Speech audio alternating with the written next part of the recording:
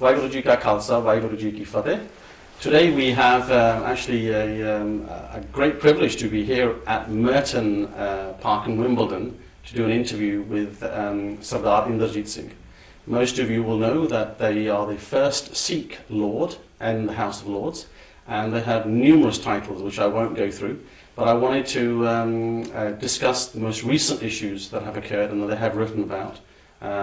So let's see if they can shed some light on some of the questions that I have and some of their views that the Sikh channel viewers can share.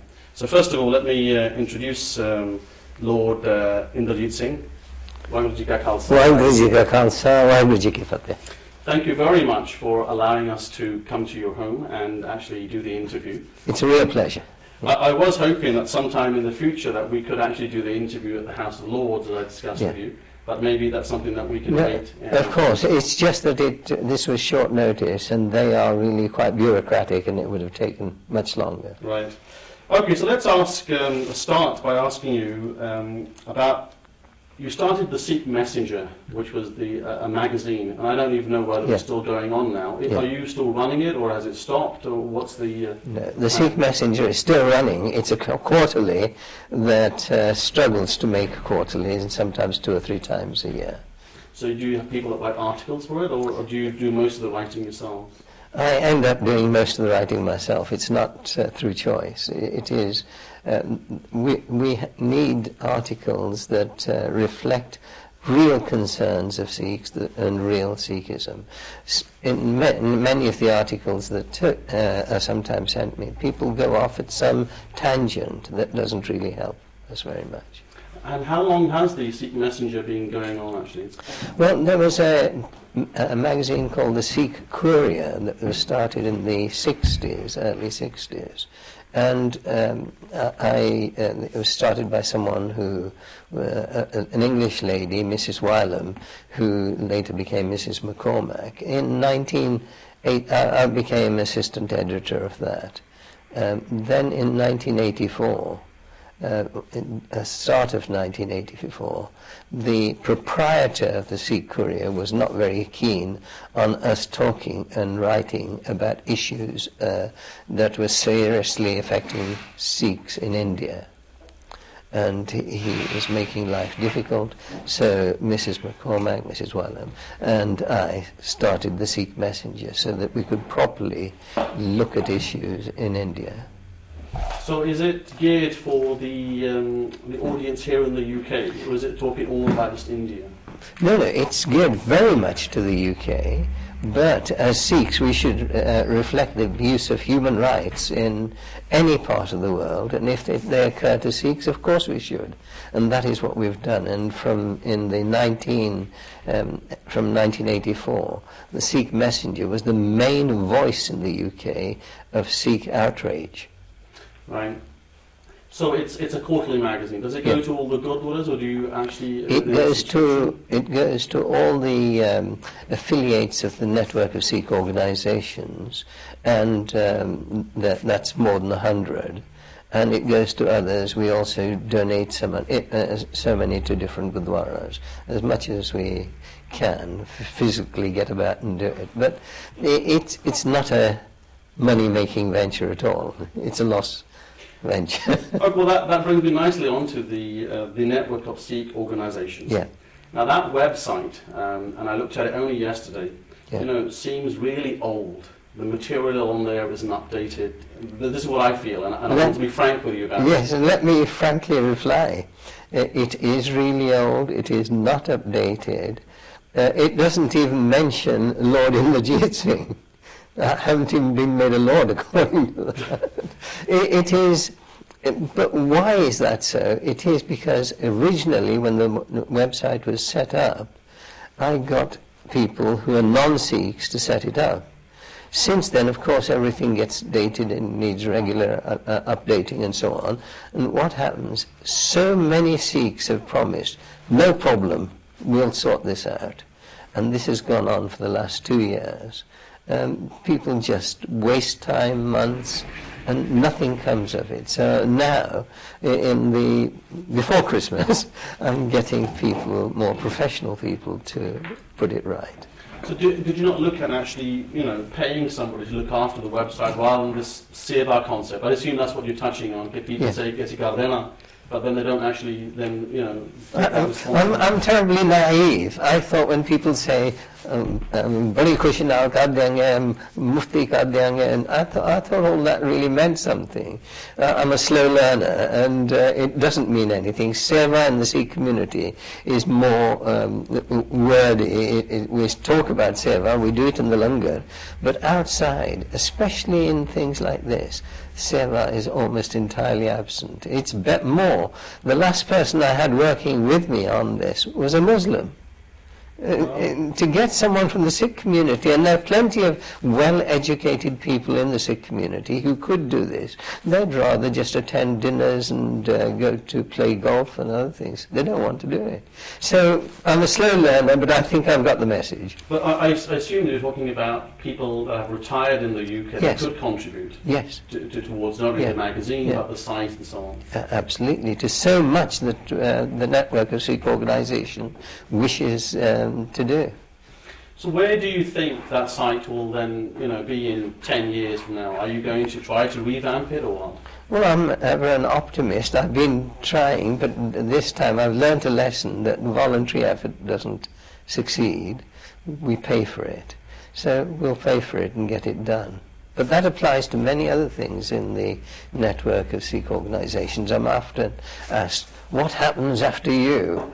No one worries about that more than myself. But it is always trying to get people in. What they will want to do, most Sikhs, this is sad, but it's true, they will say that we want to attend this meeting at Lambeth Palace, or we want to go to this other function or something like that. They want to be up there. They don't want to come through here at all, through the lower part, and you need to. And no one, I wasn't appointed to succeed anyone. I was doing some editing for Mrs. Wylam when the Sikh Query was there, and she insisted, you'd write so well, you must be assistant editor. Right. It's the way you go in. I didn't, when I started getting interested in Sikh affairs in India, almost as a joke, I started writing to newspapers about the appalling treatment of Sikhs in India. I knew I couldn't do it as a Sikh. This was in the Punjabi Subha movement. At that time, there was no Sikh voice. So I wrote something and started writing as our next-door neighbour in Birmingham under Mr. V. Pendry. And it rippled. It created huge ripples in the Sikh and non-Sikh community. Actually, I want to sort of pick up on about yourself then in terms of the organisations, and this is just one of them in terms of the magazine and the Sikh organisation, about the legacy of yourself. Like, what I've seen is when the Sant or Babe Dere, when they pass away, there is mayhem afterwards. People are arguing who's going to be in charge, who's going to run it, because a lot of money is involved in it. I mean, the 3HO is a prime example of that. Where do you think, what will be the legacy of yourself, or have you made some succession planning after yourself? There's a little difference with Harbhajan Singh Yogi and the network of Sikh organisations. There's no money involved in the network of Sikh organisations. There's work and more work. I am the only full-time employee. There is no one else. And, of course, unpaid. So an unpaid employee. I get others, I cajole other people to help me, but there's no money there. It is, notice now with we run the Sikh chaplaincy service for all prisons. Now at that time, I was doing a lot of the work myself.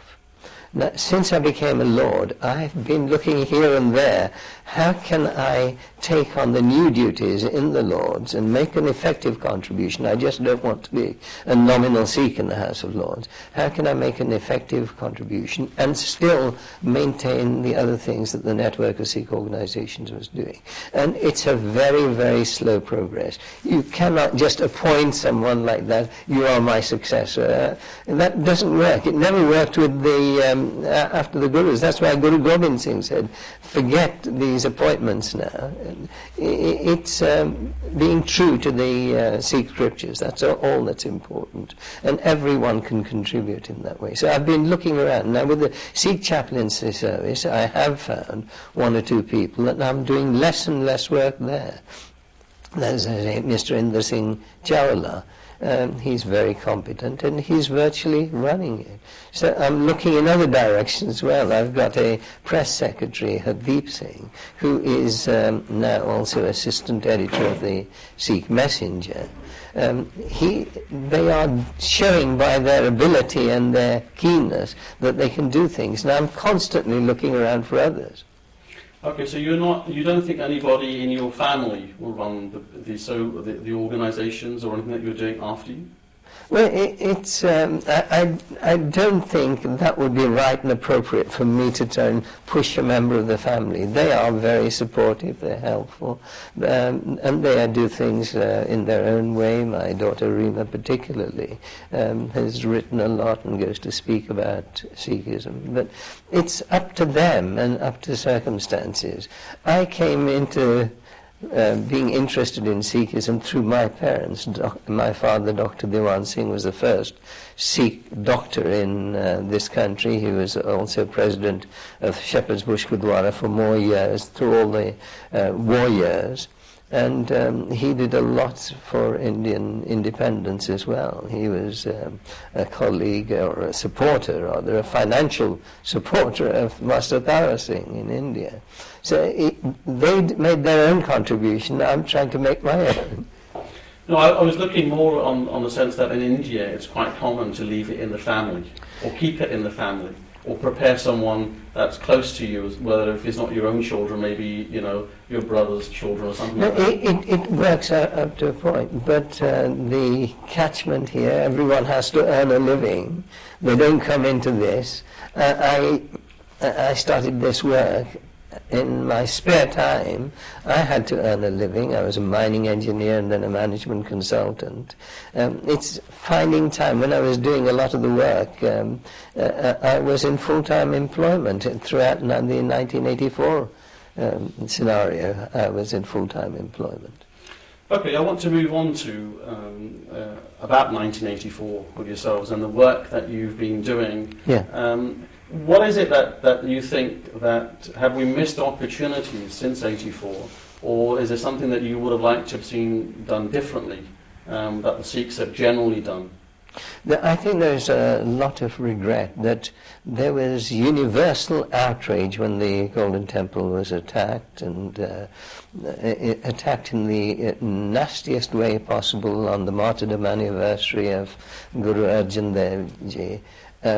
And with troops coming in, there was no warning or anything. Thousands of pilgrims were killed, many of them captured and killed in cold blood, shot. There was a hospital in Amritsar, Guru Tegh Bahadur Memorial Hospital, and all the Sikh pilgrims that were taken there were labelled prisoners of war.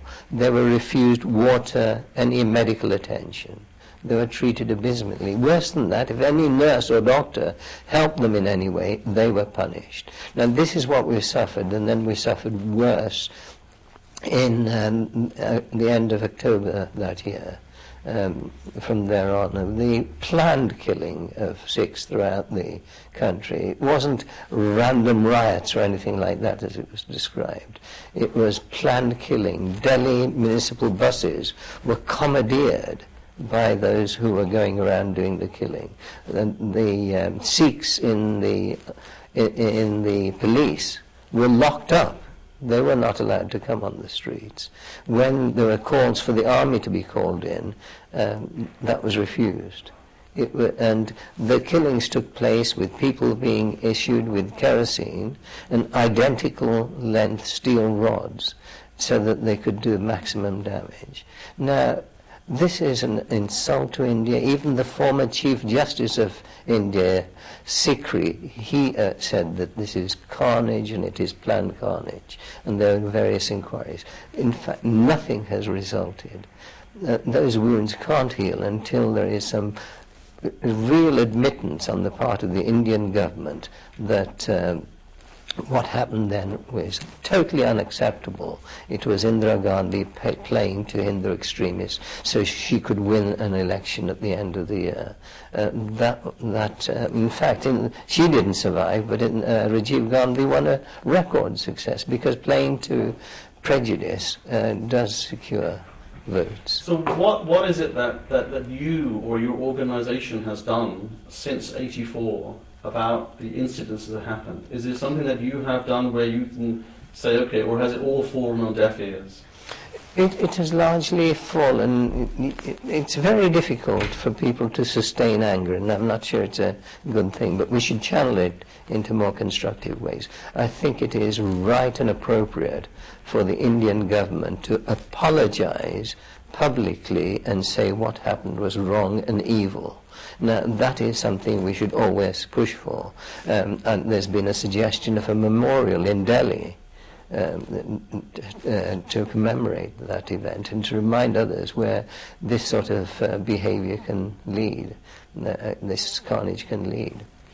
Now, these things are good ideas, but at the moment there is opposition even to putting one in the precincts of the Bar Sahib. Yes. Actually, that was the point that you just made about a memorial in Delhi. It was actually Professor Nirmal Singh's, whose notes have just come out, I think, this week, where they've done an article called Sifting the Dust of '84, Pogrom for Some Positives. And there at the end they mention that we should have a memorial where people can come and see pictures and films and documentaries and all that sort of stuff. So you think that would be a good idea? I think it would be a good idea, but I can't see it happening in the India of today unless the India of today rapidly changes into a proper secular country. It's not. It panders to extremism. Now, there's a huge change. I mean, we can meet. There's this story of the mice meeting and saying this cat's a nuisance. We've got to put a bell on it so we can hear it coming. That's fine. We can do all this planning. How do we get that memorial made? It's not easy in the present circumstances. We have to change public opinion. Now, people like Dr. Inderjit Singh in India, who was until recently an MP, they have done wonders in changing public opinion about Sikhs. They have had the courage to stand up and speak in Parliament about the assault and the indignities perpetrated on Sikhs. There are very, very few people that have done that, but we've all got to do it at every opportunity. So what do you think about the 1984 march that we do in London? That we do, when we march to Trafalgar Square from Hyde Park? We've been doing it for, maybe 28 years now? Yes, I started it in 1984. So you're happy that we should carry on doing that? It's done, but I don't think it has too much, there's too much gain from it, because one is that you feel that you've done your job regarding 1984. We haven't started. The other thing is people who seeks marching, and when we march we don't put decent banners up either about what we're marching about. We start shouting slogans in Punjabi that will finish the Indian government and things like that in Punjabi. It doesn't do any good, and it can alienate or scare people. We've got to be much more sophisticated than just having a march. Okay, so have you got some idea of what we should do? Maybe we can have the march and something else, or are you saying that we should forget the march and No, we can lobby for greater human rights in India, and we can do that in more subtle ways if we want to get anywhere. We need to do it. Right. Okay. I wanted to... It's not going to be easy, because I go back to 1984 when I met the British minister responsible, and I went to see him. I was on a group called the Home Secretary's Religious Advisory Panel, and I went to see him. And he turned round to me and said, "Inderjit, we know what's going on in India," he said, "but it's very difficult. We're walking on a tightrope." I'm using his words. "We've just lost one major contract, which was the Westland helicopters contract. So we have to be careful. So when the governments are concerned, human rights is down there, trade is up there. No, I think that's. I think you're right. I mean, one of our shows that we did recently on the Sikh spectrum was about Udham Singh. Yeah. And his files are still sealed about when they captured him, how they captured him, and what they found. It's usually hundreds of years afterwards that you discover actually this was the main reason for people or governments doing something, and at the time blatantly lying about what they were doing actually. Well, I mean, just on that, I can shed a little bit of light for your viewers as well. I was a child at that time in Birmingham. Udham Singh used to regularly visit my father, and then he suddenly stopped. And when my father asked him why, he said, "You've got young children, and you've got a family. I don't want anything I'm thinking of to be linked with you." And he gave some sort of cryptic comments like that. And then he very coolly went into Caxton Hall and shot Michael O'Dwyer, yes. the governor. Right. Oh, that's interesting. I didn't realise that your father hadn't actually met. He used to play with us as little children, not that I can remember, but Okay, I wanted to move on to the Mandala Case. Yes. This is one sort of, it's not an issue, but it comes up again and again with people. What was your involvement in the Mandala Case? Because all I keep hearing is that you were just a witness. But I'm sure there was more of a role that you played in that whole scenario. Can you shed some light on that? Yes, there was, it took a significant part of my time that I was approached by the then Commission for Racial Equality, and Bindman and Partners, the solicitors, who were thinking of acting for Mr. Mandala. They had a meeting here in this house, in this room, and they said, "We want your help. We want to try and prove that Sikhs are a race, to protect this child." In the background was, of course, that he had been, his father wanted to send him to a private school. The head teacher said, "Fine, but you can't come with a turban because that's against the school uniform." And Mr. Mandala rightly objected and then sought advice. And as a result of that, they came to me, "We want to prove that Sikhs are a race because races are protected under the race relations legislation." And I said that as far as that goes, there's no way I can do that because the religion says, "Manas ki jaat sab ek hi pehchan," recognize the oneness of the human race. So there is only one human race. But the Race Relations Act, which I was reasonably familiar with, also gave protection to different nationalities and also to ethnic groups. Now, ethnicity is much more vaguely defined, that if you speak a similar language, if you come from the same location, if you have culture in common, if you have religion in common, you can be considered an ethnic group. I suggested that we fight the case on that basis. And the whole thing was to help a boy, and not only that boy, many others, in a climate of hostility towards the turban in the UK at that time. And so, go on. So the question I had was, we were identifying our group, our sort of the group of Sikhs, yes, as an ethnic group, but not a race. Absolutely, and that means that most people have those characteristics in common. Most come from, originate from Punjab, most will follow the Sikh religion, most have that religion in common, they have a culture in common. And it has to be most, it doesn't have to be all. So that was much easier, and we fought on that basis. Do you not think that we're a race? Because I'm just thinking of the Punjabi word "qaum." Yeah. Do you not think that the Sikhs are a qaum then? Because that would be a race, better translation for it, wouldn't it? Yeah, they're not. Sikhism is a world religion. The Guru Nanak didn't go to Mecca and other places just to say Sikhs are just Punjabi and a qaum and a closed entity like that. No, Sikhism is a religion for the world. It's meant to influence religion. Now, I find that the Guru's teaching applies here, that doing thought for the day and other things, these people in this country are delighted to hear the things about the equality of gender equality. They're delighted to hear something about the equality for all human beings. They're delighted to hear about the tolerance in Sikhism, the sacrifice of Guru Tegh Bahadur in standing up for the right of another religion. This is really, these teachings are meant for the world. They're not meant for a little bit of Punjab. So you think we shouldn't be using the word Qaum then in terms of as a Sikh group? They're not really a race. Do you still stick by that we're an ethnic group then?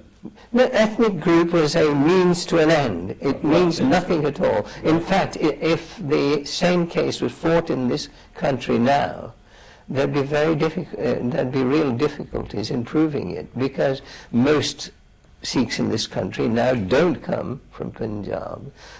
Most are born here. So things have changed. But it was a necessary expedient at that time. We should have moved away from it long ago to say, now let's get about establishing ourselves as a world religion. But we haven't. We're trapped in that thing. We're a Qaum. We've got to look at a little bit of Punjab. We're a protected species, or we need to be a protected species. No, Sikhism is much more than that. Okay, so what could the Sikhs living in the UK do then, rather than trying to think that they're constantly linked with Punjab? Because you can't avoid some parts. Our forefathers are from Punjab. Yeah. And let's say from 200 years from now in the UK, I mean, what should they do to preserve that somehow then? Well, first of all, we need to go back to that story of Guru Nanak visiting two villages where one was hostile to him. He said, he blessed them, may you stay here. And then he went to one that was favourable to him and looked after him and his disciple. And he said, may you be spread all over the place. Well, Sikhs are spread all over the place, and it's an opportunity for us to carry those teachings to other parts of the world, to a world that desperately needs them.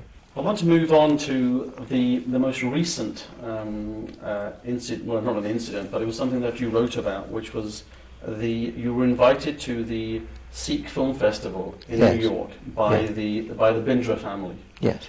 And I mean, the Bindra family have obviously done a lot of work regarding the Sikh studies and Sikh awareness. Yes. And I wanted to know, what was your reason for not accepting their invitation? I did accept the invitation initially, before I saw the detailed program. And when I saw the detailed program, first of all, I have huge respect for the Bindra family. They have done a lot. And one of the reasons was for going there was not so much to get a trophy or a reward or something. It was more to meet them and meet like-minded people and see can we learn from them? Can we do some of the work that they're doing in this country? It was to find that out. That's why I happily accepted. Then I saw the detailed program, and it contained a reference to a sort of celebration in which dance was listed on the program. Also, they were honouring Indian government officials at the same time as they would have honoured me. And I thought that was inappropriate, coming at the anniversary of the Indira Gandhi's assassination and the planned killing of Sikhs, the massacre of Sikhs throughout India. So I did write and apologise that I couldn't do it. Your letter appeared on the Sikh Chick site. What was the reason for it to appear on that site? Because it would have been better to appear on The Guardian or some newspaper, rather than, was there a reason for it to appear firstly on that site? It was not relevant to news in this country. It was relevant to the Indian scene or the Sikh scene. someone sent me a link with the Sikh check, and I read it, and I read other comments, and I thought that let me respond and put my position, and I did write that from 1984 I was taking out not full page, but paid advertisements in the Times and Guardian and other papers. The only article written about the atrocities in India was by myself in the Guardian, because no other paper wanted to publish it, and I knew someone there in the Guardian who said that it's against the policy to go against trade with India, but they did publish it. It was a very critical attack on Indira Gandhi's politics. Then I ran around organising meetings to protest, the first marches against in Hyde Park and at the near St Paul's. They were organised by me, and we did a lot of work to try and raise consciousness about what was going on. Now, having done all that, for me to turn around and say, oh, well, I'm happy in the company of these guys, was wrong to me. And I think it would have been wrong, and it really would have hurt the network of Sikh organizations as well. And people would have immediately started saying, oh, this is Inderjit Singh, he was one thing at one time, now he's a lord, he just wants to get awards and hobnob with these characters. Nothing could be further from the truth. I haven't gone to a High Commission function in this country since 1984, although I've been invited to so many. But then I did write as well, saying that, making my reasons clear, which didn't appear in Sikh Check because, what's his name, Sher Singh said he wanted to put a closure to the whole thing because there's some very nasty comments being made against the Bindra family which were untrue. I put the record straight by saying what they had done and that benefited the Sikh community hugely. This was an error of judgment, probably inadvertent, the timing, and they shouldn't be pilloried in this way. I did say all that. Right, so you didn't get an official response or anything back from the Sikh festival people, did you? There's been correspondence, yes. Right, yes. Okay. Yeah. I mean, I think you got a lot of praise from the majority of the Sikhs, but there were some comments that were made that some people felt that to boycott it was an easy option. Yeah. And then maybe it would have been better to actually have gone there, where all the media would have been there. Yeah, that's right, yes. So what do you feel about that comment? Well, before I wrote to say I wasn't coming, I thought of that. While I'm there, let me, because I've done it on other occasions, embarrassed people by saying what I want to say. Right. And there's an opportunity here. I also thought, though, that these people are asking me to come, they're paying for me to come, and they have done good work. I would not only be embarrassing those few Indian government officials, I would be embarrassing the hosts, and that wouldn't be right either. And I did write that, I thought about that, and the point you're making about working with people rather than sulking all the time might be a better option. I wrote that and discussed it. I said, my heart now keeps telling me have nothing to do with the Indian government receptions and High Commission receptions. My heart tells me that. My head tells me something else, that now I've got some status in the House of Lords and I can meet the appropriate people. Perhaps I'd be wrong, it would be wrong for to not take opportunities to influence people. So there's a balance there. So I could well end up going to some reception, meeting the people concerned and saying, come on now, what can we do about this situation?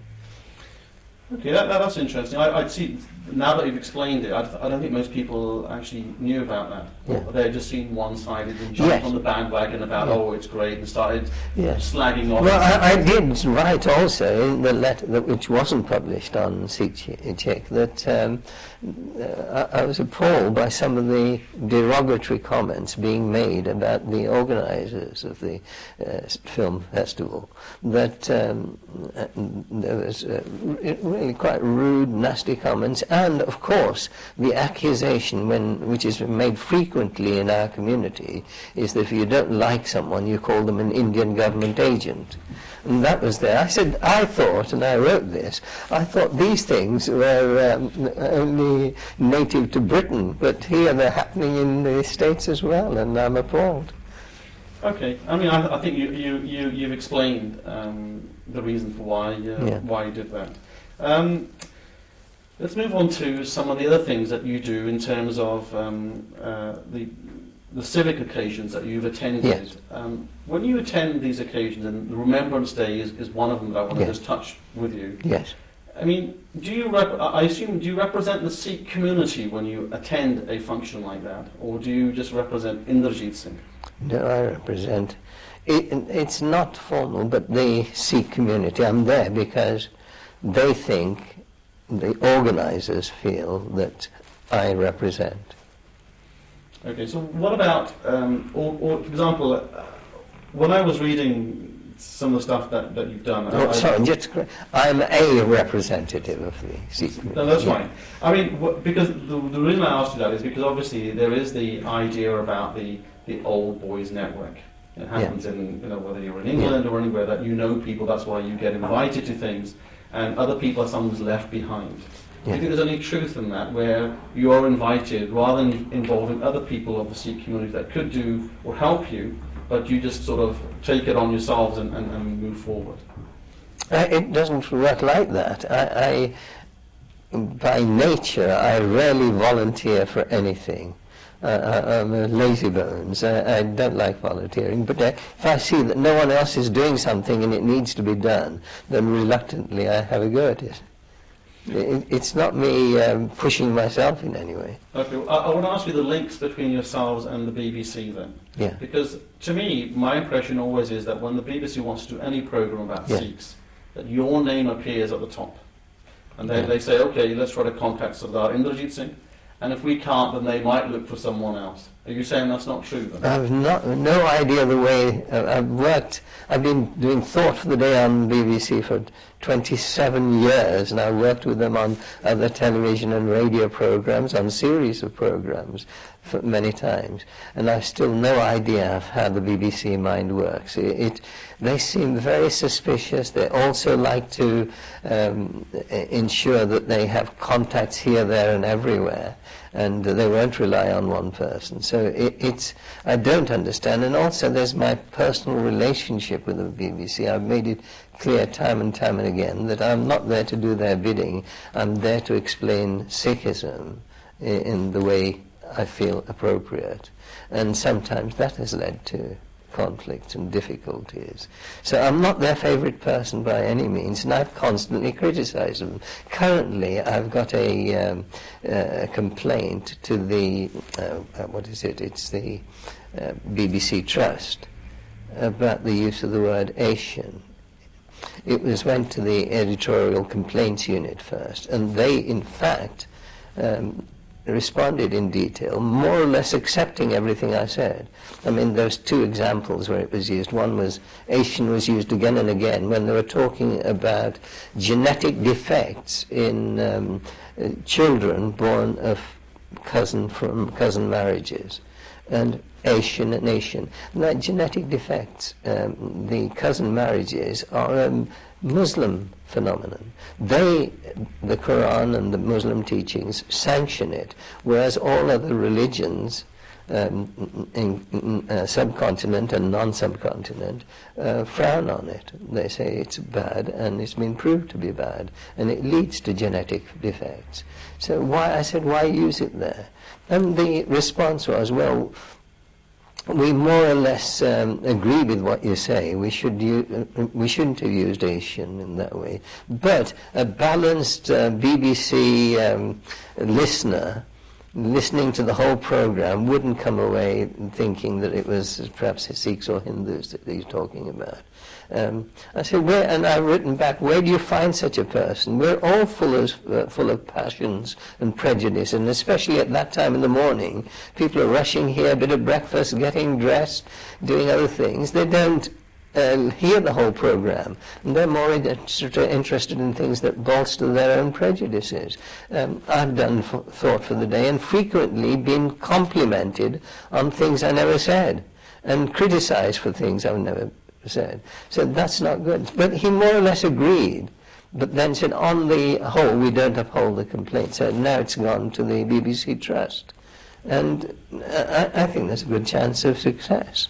Okay, so the word Asian, I mean, you took that cause up to say that we need to make sure that people are using the correct words. Yeah. How come no organisation that is in the UK from the Sikhs, whether they're the large Gurdwaras, why don't they take that role? Well, I wish they would. Some individuals are doing a lot.